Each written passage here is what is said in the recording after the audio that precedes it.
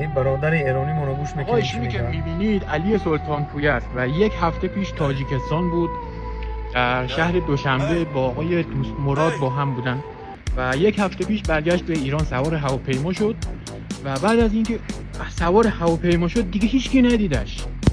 من سرچ هم کردم، هیچ اتفاقی برای هواپیمایی تو اون منطقه نیفتاده، هیچ هواپیمایی سقوط نکرده و علی هم توی اون هواپیمایی که نشسته پرواز کرده، یعنی بلند شده هواپیما.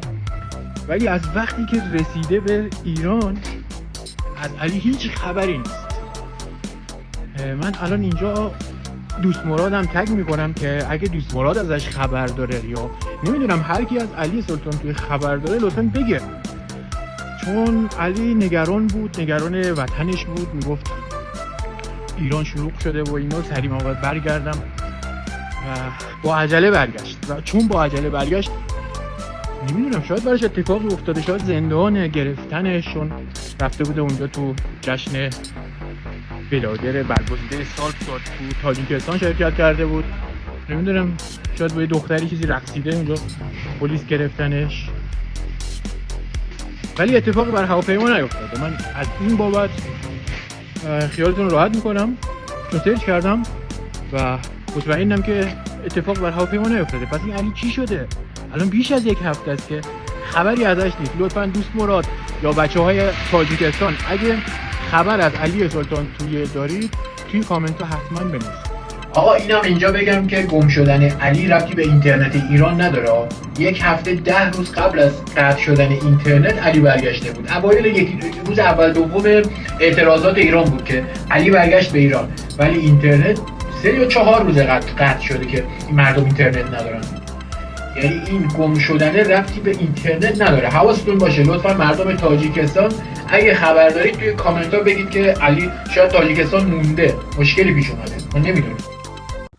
میگن که دهقان وقتی کار اومد، مردم مهنتکش، مردم زحمتکش، مردم دهقان که وقتی کار، وقتی نهالشینونی ای، من راستی که در نهالشینونی بودم، شب این جایی که من میرم سر زمین اینترنت سلاب اینترنت نمیگیره، با اومدم شب خونه که چندین کسا ایران روی کرده که علی سلطانپوی تاجیکستان رفت که جوشید. بعد برادرای تاجیک مونم که هم بچه که جوشید دیگه استوره نکردن. ما راستی که گسیلش کردیم با همراه برادرها، ایرپورت خمون رفت در ایران، در تهران شیشت رفت خونه تهران بدگیش. من در علاقه برآمد که من ساق سلامت رسیدم خونم دایمو یک روز استراحت میکنم، بعد حرکت میکنم طرفی مازندران.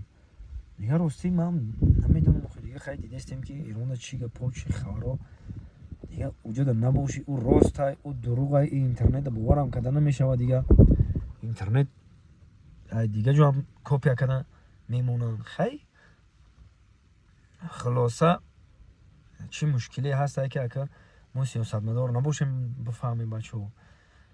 من خیلی سریوز میگیرم و خیلی خنده میگیره، سریوز نیست تو دیگه خیلی نبرم، خیلی خیلی سیاست و خیلی چیزا که نمیفهمیم نمیدونیم. راستی دیگه نمیدونم، من خودم میدونم که در تهران در خونه‌اش بود. خلاصه دیگه راستی که مدام علاقه نبوده. برادرای رقمای تلفن میبینین، برادرای تاجیک خدمونن، ای مسکو تاجیکستان آدم میارن، باید تاجیکستان آدم میگیرن، مسکو میرون. یعنی خلاصه اگه مشروطشون هم خیلی ای دوشنبه مسکو، ای مسکو دوشنبه، این رقماشون نفرانی که میرون علامت زنگ بزنن هماهنگی کنن، واسه با ارزون تون میگیره تا خدا نگهبون تو. این رقمای تلفنشون هم بچهای تاجیک خمونا این رقماشون واتساپ دارن.